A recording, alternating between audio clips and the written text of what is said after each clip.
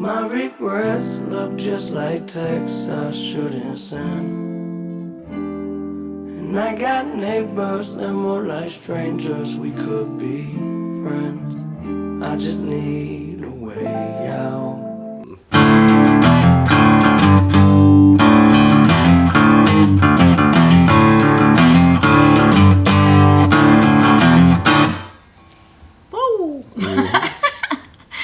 Hey everybody, this is Cristal and we are here doing another episode of The Life We've Lived. Tonight I've got my good friend Danny Garcia here with me and pretty excited about having him here. This episode is actually airing on 9/11, so first and foremost we want to say a big thank you to all the police and firefighters and military that sacrifice their lives every day for us. We also want to give the shout out to the homegirl over there, the bestie, and the little cute redhead over there. A pretty little redhead. Yeah, 9/11's her birthday, and we also want to, I lost my stepdad on 9/11 too, so years ago, so I want to give a shout out to Rosie, so we love you. So, Mr. Danny. Yeah. As we can see, he's a musician, and tell me about the bands you're in. So I play guitar for 333 and Inch of Dark. Okay. And what's the variation between the two bands, like the style? So Inch of Dark is a little bit more what we write about in that. The music's a little harder, and the content is a little darker. Yeah. Jerome doesn't shy away from a lot of things, which I like about that, and I get to do a little bit more harder playing in that band, which is really cool. With 333, we write a lot of more on the positive side of things, if that makes sense. Obviously, Tony is a very, very good vocalist and performer. Yes. We found a way to make between me, him, and Josh, like we're doing a lot of 3-part harmonies and stuff like that are coming together like really cool. And Tony was from Push Monkey, and you've gotten to sit in with them a couple of times. Yeah, I've played a couple times with them. That's awesome. That was a lot of fun.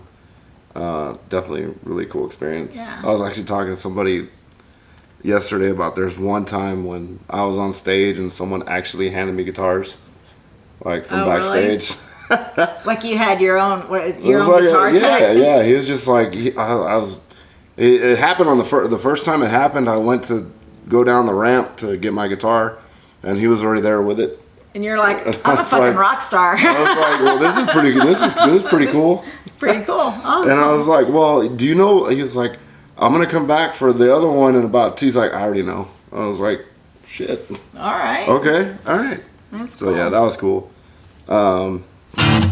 Yeah, with 333, we're actually writing, we're recording. We're finishing up the last little stuff we're doing for the next EP. Inch of Dark we're writing right now.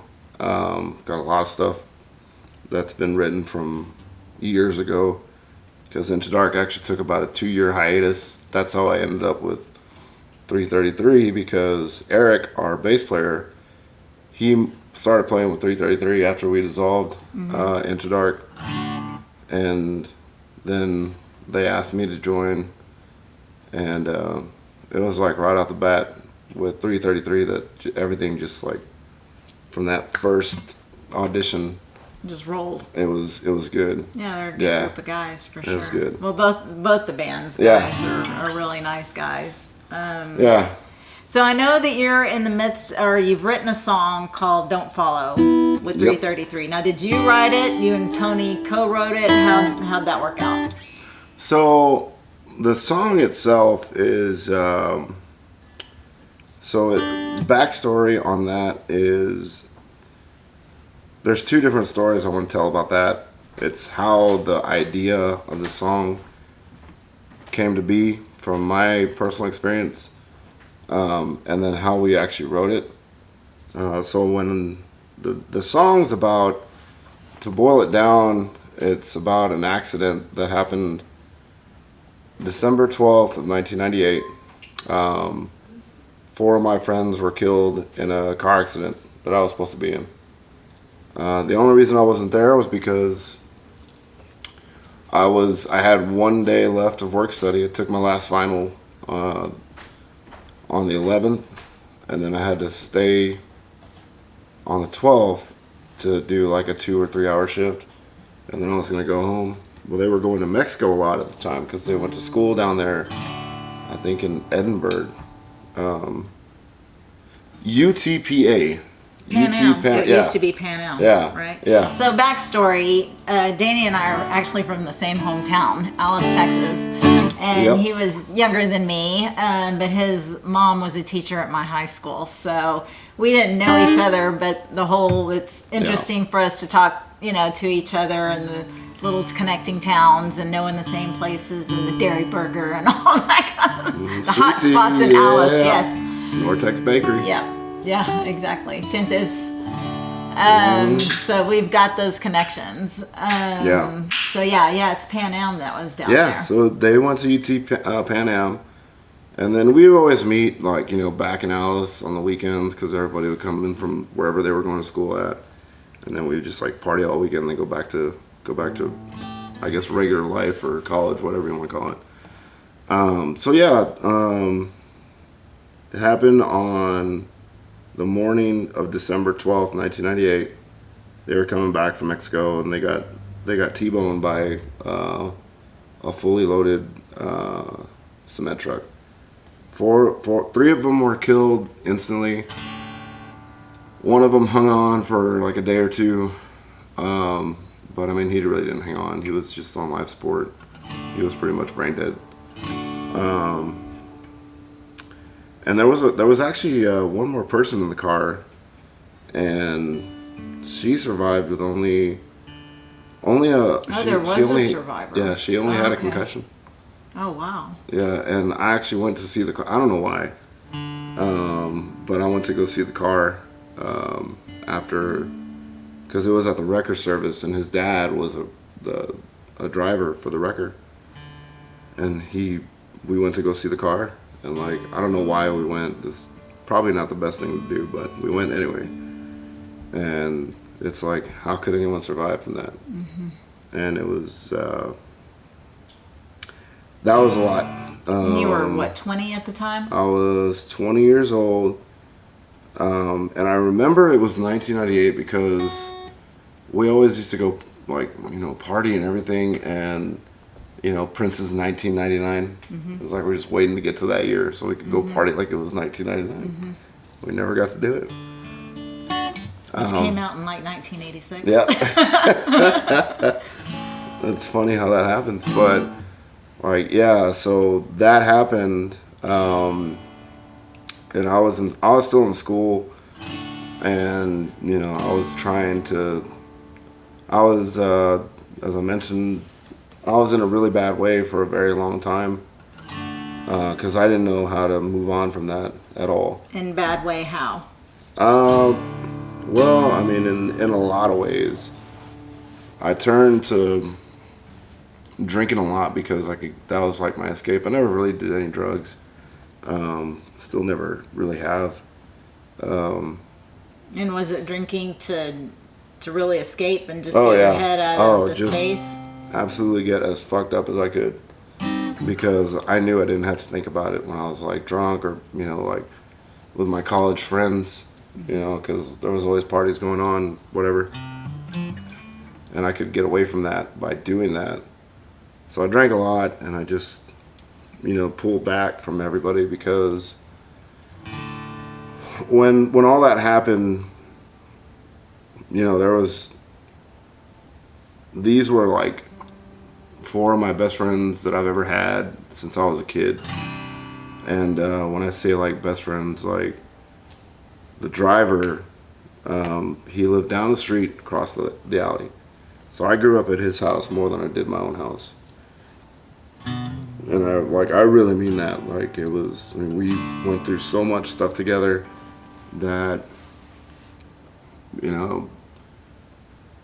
one day they're there and the next day they're not. Like it was one of the hardest things I think I'll ever go through, because I didn't know it at the time. I didn't know how to process it. I'm sure. Because the people, it's one thing to lose just one person. Yeah. It's the other to lose 4 of your everyday. Yeah. You know, your circle. Yeah, and I mean, your circle's just gone. It's gone. It's gone. Decimated.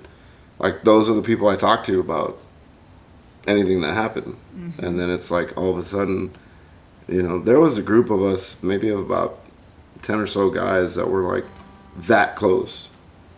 But, you know, even after it happened, they were just as lost as I was. Mm-hmm. And we didn't even think to like turn to each other. Even though, I mean, we did, but it was like everybody was going through like their own personal I don't even know. Probably the different ways they were processing. Yeah, because I mean, grieving. Everyone's got different support systems, mm-hmm. no matter and how different well. Coping mechanisms. Yeah. So, you know, I had 2 friends in Notre Dame, one over in College Station. I was in San Antonio. And I was trying to keep it together in college. So, like, one semester I was Dean's List, and the other semester I was failing out. And I went to college for 6 years. And I didn't graduate.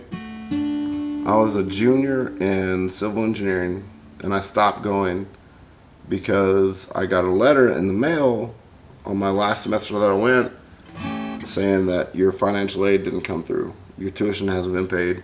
Or no, your tuition was paid because I took an emergency loan out to pay for that.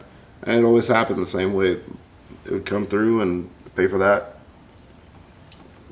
Well, I took that letter down to the financial aid office, and I'm terrible with money. Mm-hmm. Terrible with money. My brain just does not work with money at all. I don't know why. It works well with this, but it's not really good. My brain works well with that, and it's not really good at practical shit. So I took the letter down to the financial aid office, and for whatever reason, I think that lady I talked to was having a bad day, and you know, I said, I got this letter, what am I supposed to do? She's like, well, your financial aid didn't get approved. And I was like, well, I took the emergency loan out to pay for my classes. And I'm already like maybe a month or 2 in the semester. And she goes, well, I guess you should probably go get a job. And that was it. And that... So you dropped out. I think I finished out that semester and I did pretty well, but I just stopped going to school. And it's crazy because like that one conversation, had she not, you know, have been having a bad day or I talked to somebody else, might have changed a lot of different things in my life. But I don't think it was necessarily a bad thing because, well, yeah, yes and no, because I mean the things that I've done since then, you know, I was,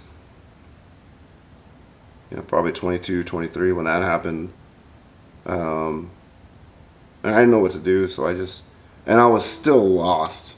Mm-hmm. I was lost for a good 8 to 10 years where I didn't talk. I mean, I finally, you know, broke down and went to we had counseling on campus mm-hmm. that was available to us whenever. And so I finally decided, okay, I think I need to go talk to someone. Mm-hmm. And that actually did help a lot. But I had to stop going because I wasn't going to school. Yeah. So, and she even said, she's like, you know, if you need to talk, you know, here's my card. Well, and I mean, what was going on with you? I mean, when, say you talked, I mean, what was it that you were feeling, or your emotions that you were feeling? Was it anger, resentment? What was it in yourself? Was it anger at yourself? Your friends? There was a lot of guilt for still being here. because I was supposed to be in that car. There was a lot of anger because I was still here and they weren't. And it's almost weird to say that, you know, I was mad at them for leaving me behind and having to figure all this stuff out, because I was like that for a very long time. I was acting like a kind of like, you know, oh, poor me. But I mean, at the same time, you know, I was like trying to keep it together for so many different reasons, and none of them were actually the right reasons. Like, I thought I had to be strong for like other people. I never had to be strong for myself. It was always neglected yourself. Yeah, it was always for somebody else. It was like for the little brothers or the little sisters, or, you know, when I'd go visit the families, if I didn't go see all 4 of the families, or, you know, or all 3 of the families, because one of the guys was actually from Mexico. But the other 3 were in my hometown, and, you know, I still have really good relationships with all those families. But for a while there, it just got overwhelming, and I just withdrew. It got to be too much. You were mentally depleted. Yeah, I was just everything depleted. I was like, I can't do this anymore, because I'm feeling guilt for not going to see one of the families, but I go see it. I was my own worst enemy at that point. And So I think did you hit like a rock bottom kind of deal? Yeah. Where you finally bottomed out and then you were able to start coming back up again? Yeah, so I bottomed out. I mean, like I said, for years I was just, you know, doing a lot of just drinking, and just, you know, I did make some really good friends in college. To this day, like, I still talk to quite a few of them, and, you know, they actually did help me through a lot of that. But that's not what got me through. Like, I mean, yes, it did get me through, because they helped me out a lot with a lot of things, and they provided like a really good friendship when I didn't want to make any connections, because I was done with connections. I was done with it. Like, Hurts too bad. yeah, it's like, are you kidding me? 4 people just got taken away from me. Why would I want to go be friends with anybody? Once I got over that, you know, I started trusting people a little bit more. And are you over that now? Can you say about now, are you over that? I'll never say that I'm going to be over it 100% ever. And I think that's fair to say, just simply because, like, that went just, I mean... Like, how do you process new people coming into your life now?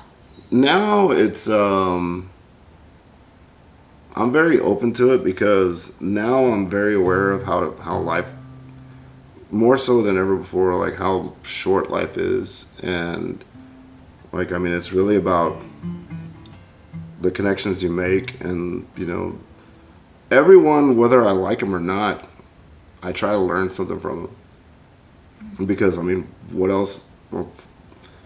Why spend a second to talk to somebody if you're not going to learn something from it, good or bad? And everybody that comes into your life somehow is touching you, whether it's just that lady in line that you're trying to get your student loan or what. I mean, you never know what impact anybody in any given day is going to have on someone you know for years might not have the same impact that someone you know for minutes. Exactly. But, I mean, you know, now, having gone through all that stuff when I was young, and you know, in my formidable years, and, you know, withdrawing like the way I did, and, you know, not wanting to be a part of a lot of things, you know,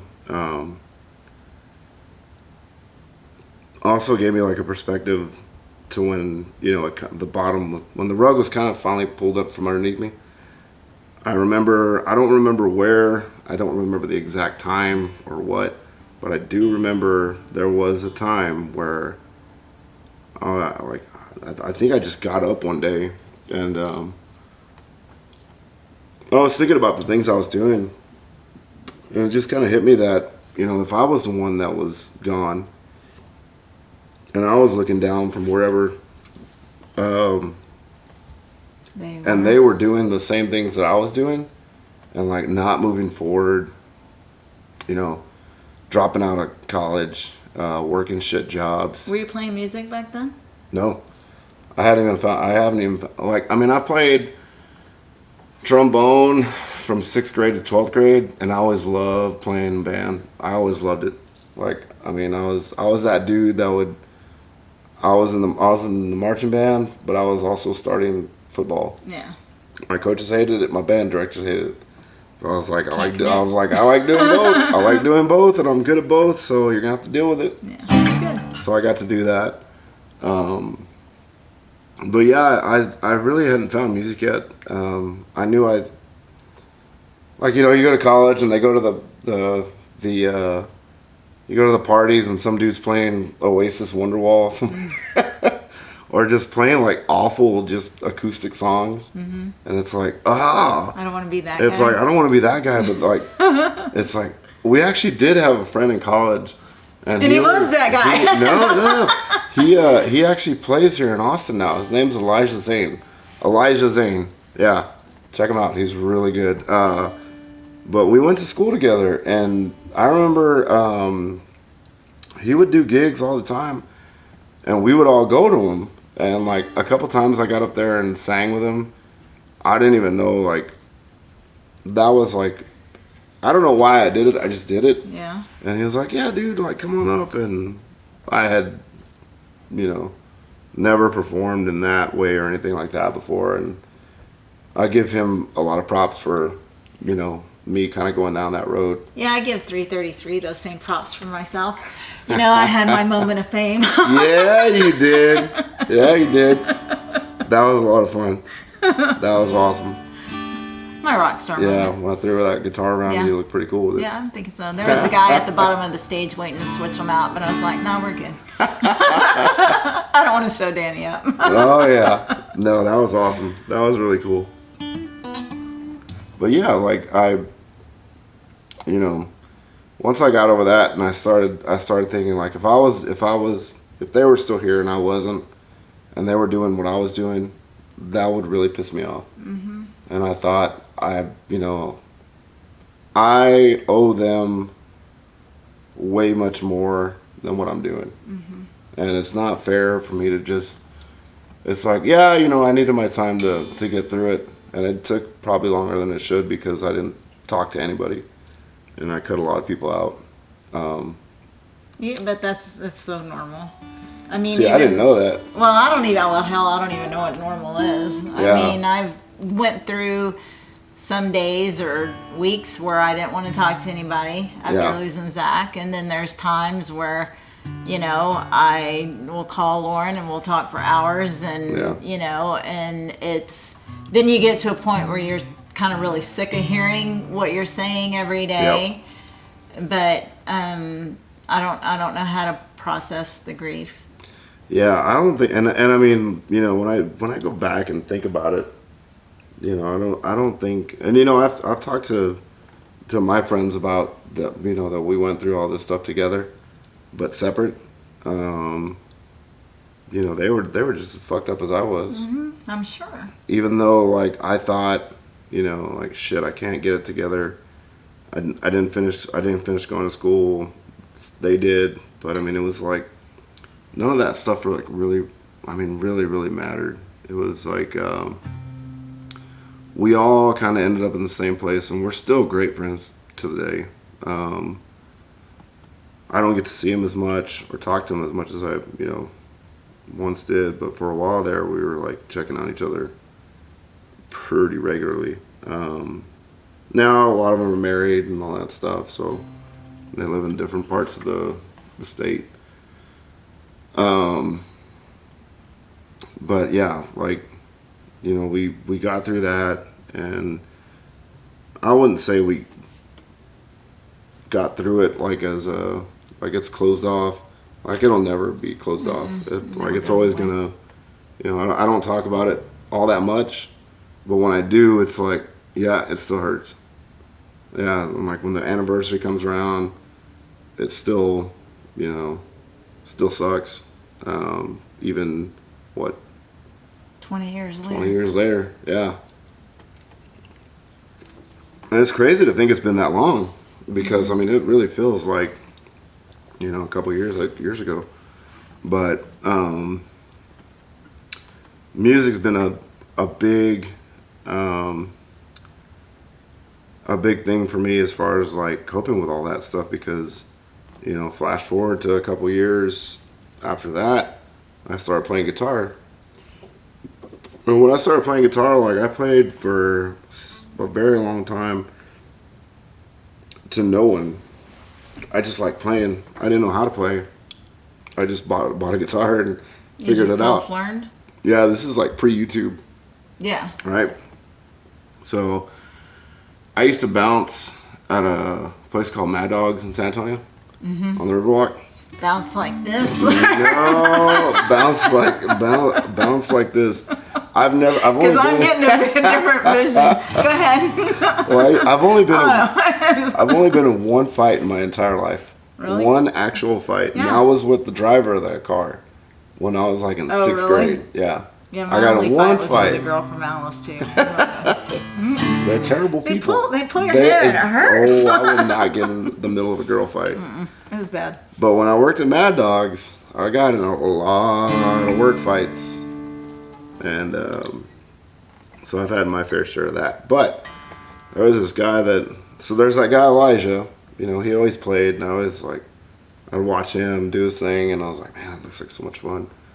And there was this guy that played at the bar on Sundays, and I would be working the door, and we were not really that busy on Sundays, so I just kind of like watch what he's doing. I go home and like try to emulate that or whatever. And then, you know, I was in concert band for so long that I had a lot of, I knew how music worked. Like I knew how to sound out chords and stuff like that. You know, like scales and things like that. I didn't know how to do them on this, and I still don't think I know how to do like scales and all that to whatever. I just play like whatever I want to play. And then I just started playing and playing and playing, and then, you know. So is this what brought you out of it or helped you? Yeah. So I changed your life. Yeah, I spent a lot Saved of your time. life. A lot of time just like, you know, playing. And then when I started like actually playing, you know, with Inch of Dark and 333, I got to see, you know, what that does for other people. And I mean, I just fucking love it. Like, and I mean, it's not so much, you know, getting up there and doing the thing, because like when I go on, it's like 45 minutes of just nonstop lights in your face. You don't see a lot what's going on. I don't pay attention to a lot of things. I just go because I know what I want to see when I go to a show. So I kind of do that same thing. It's like I know what I want to see, so I can't just stand there. And I've got to have like way too much energy, because like by the time I get going, like I just got adrenaline pumping through me like no other. Like whether it's 5 people or 500, it's the same thing. So, and then we got into the writing. Then I started to get involved in the writing part of things. So the song "Don't Follow," which at the top of the thing. So that's one of like the main riffs from the song. Now this song was written a long time ago by Josh Roush. And he had it and he brought it to the band, and it was like just this version he'd recorded like a long time ago, and we're like, well, the vocals, like, we're not gonna do that. So Tony took off with the vocals, and then we kind of like, you know, got it to where we wanted the music to be. So then when it came time for the writing session of this actual song, we were going to Tony's house. I was already there, and Eric was on his way, and he was driving down 130, and he spun out. He spun out on the road, ended up in a ditch. Nothing happened, thank God. To him, the vehicle was fine, but he spun out, and, you know, he got there, and we're just like, fuck, like, just should we even be doing this right now? And he's like, no, like, it's fine. Then we started getting talking about, you know, how the first things that he was thinking, like as this was happening, you know, his first thoughts went to Margaret. Like what's gonna happen? What's gonna happen? Like in the moment he's spinning out, Right. the first thing he's thinking about His wife. is like his wife. Like what's she gonna do? Is she gonna be fine? Because I'm fixing to die right here. Yeah. And so we started, you know, kind of going on that. And then as we were talking about that, like, you know, like to go off on a tangent, with Into Dark, we wrote a song called Shattered Time for Garrett, which is our bass player that got killed in a motorcycle accident on 2222 and 360 on St. Patty's Day a couple years back. So we wrote that song for him. And that one came together real quick, but I still wanted to write this song about, you know, my friends. I just didn't know when or where it was going to happen. And I mean, you know, Eric got in that, you know, spin out or whatever that day, and he started talking about, you know, the things he was feeling. And then like all of a sudden it just popped in my head, like, this is it. This is where I write that song. This is the moment. Yeah.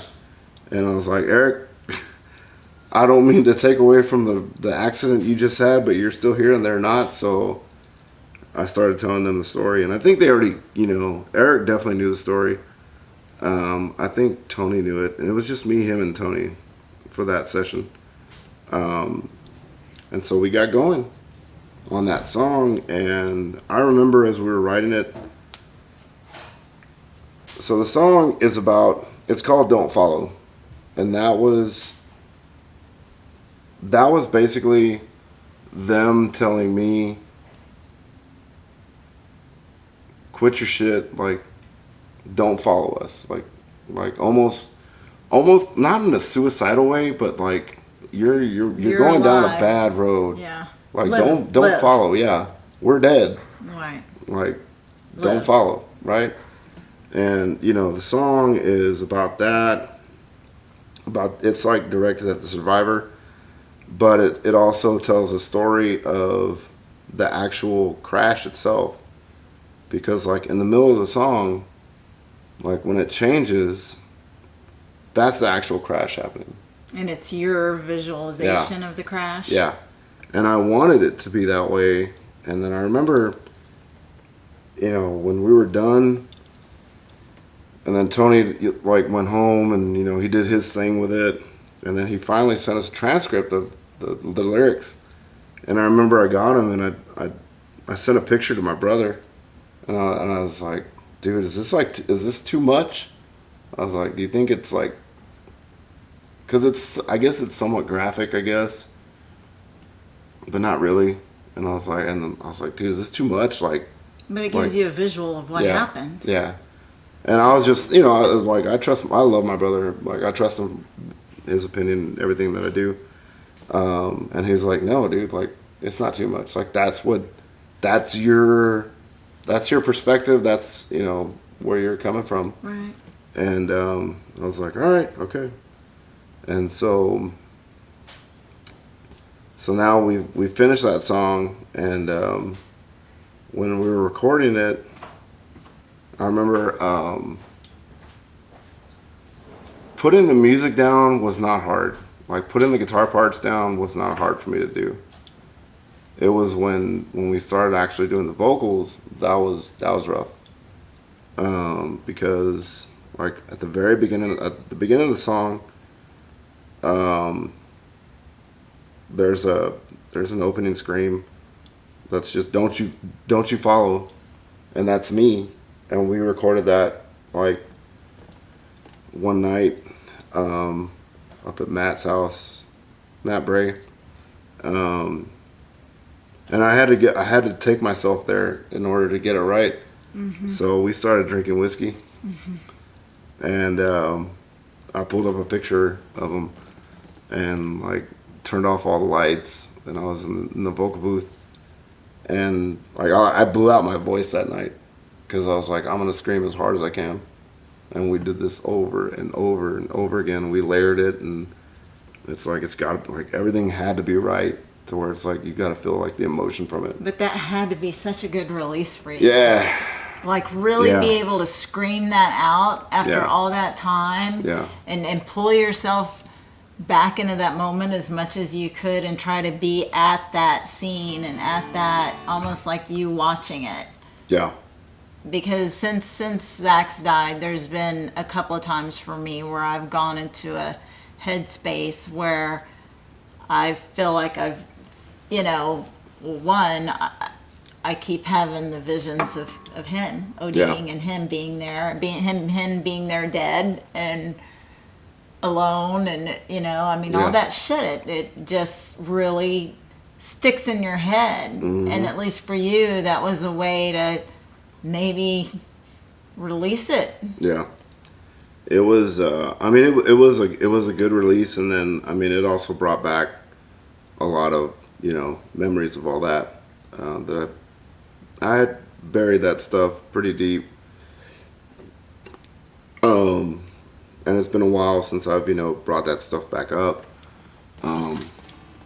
But at the same time, when I thought about when I made the decision to throw that out there as an idea for the song,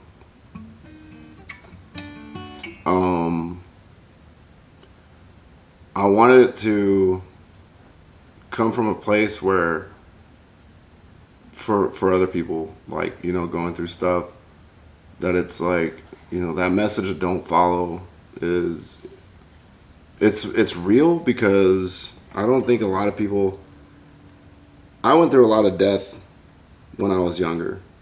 And I feel like I was a little better equipped to deal with the things that I went through. But, hindsight, I wasn't. So I wonder how it would have been had I not had that, I guess, preparation or whatever. So, when people go through stuff that's, just like devastating, life-changing, death. Did you want to follow? I did for a long time. And I mean, like, I was like, I didn't care what happened. Me too. I was just like, I have to catch myself still. yeah. I mean, for like that time, like, I didn't care what I was like. There was one semester I don't know how I wasn't in jail, because I drove my Jeep through an apartment complex. Mm-hmm. Like, literally through an apartment complex. Like, drove through the volleyball pit, and it was a on-campus housing kind of deal. And just like whatever happens. Yeah, I was just like, I didn't care. Yeah, no, and I wasn't I've been like, there. And I wasn't thinking about anything else but myself. And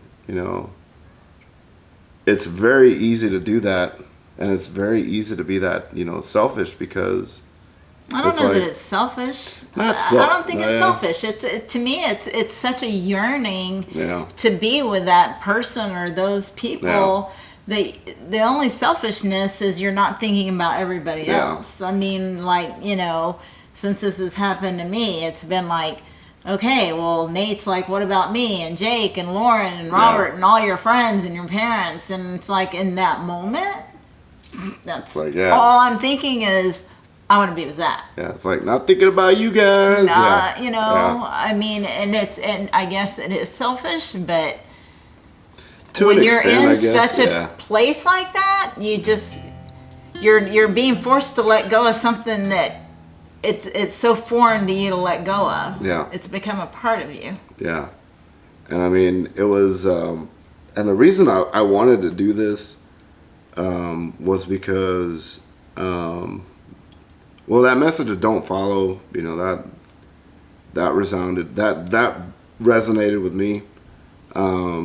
And it's like, if that helps just anyone, like there's, I was watching this thing on Rush, the band Rush. Mm-hmm. So, and I actually went back and watched it last night because I wanted to make sure that I got it right. So Neil Peart, the drummer, Everyone is, I think, I bet he knows. So, he's Rush's drummer, like, best drummer in the world. He lost his daughter in a car accident. Then his wife got sick. A couple months later, lost his wife. So he went off on a motorcycle, 55,000-mile trip. And,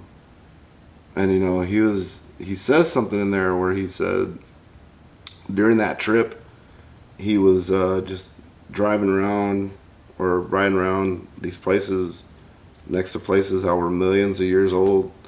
And he's like, it puts everything into perspective of how small you are and, like insignificant we are. And it's like, I'm very conscious of that to where it's like, I want to make sure that the time I have here is spent well. Productive. Like not just like spinning my tires or something, because it's not going to be that long in the grand scheme of things. So that's why I think it was like really important for me to do that. And put a little bit of my story and my life out there. I'm glad you did. Yeah. I'm glad you did. So am I. I look forward to it coming out. When do you think it's going to be released? Well, we're still putting like the finishing touches on it. Then we got to do mix and master. So we might be looking like at a fall release. I think. We're already in fall winter release. I'm not sure. Next couple months. Awesome. Yeah. Well, we'll make sure that when it's released, we air it, and we'll make sure that also that we've got links and everything for you for you guys to find Danny and his bands out on YouTube and everything like that. So Yeah, he's Spotify, two awesome, great iTunes, bands. blah blah blah blah blah. Inch of Dark, 333. We're all out there, and we'll have more for you. Yeah, they're both great bands. So two totally different vibes, but Yeah. both are great to catch. So we are going to wrap up, and I thank you. I'm going to say something about this guy. The day my son had passed and my group of friends got there, Danny was at work, I think, that night or at a Yep. gig. I think you were actually at a gig. You were at a gig. Yeah. Oh, and it's like I'd been up, crying all night, and Lauren had been at my house, and Danny came over like 5:00 in the morning, and laid there on my couch and let me just lay on his chest and just cry, and he held me for the longest, and I'm so grateful. Your hugs are quite awesome, my man. So this is a good dude right here. So anyway, I'm very blessed to have you in my life. Likewise, little lady. For sure. So Ooh, yeah. love you, man. So with this, we're gonna cut out.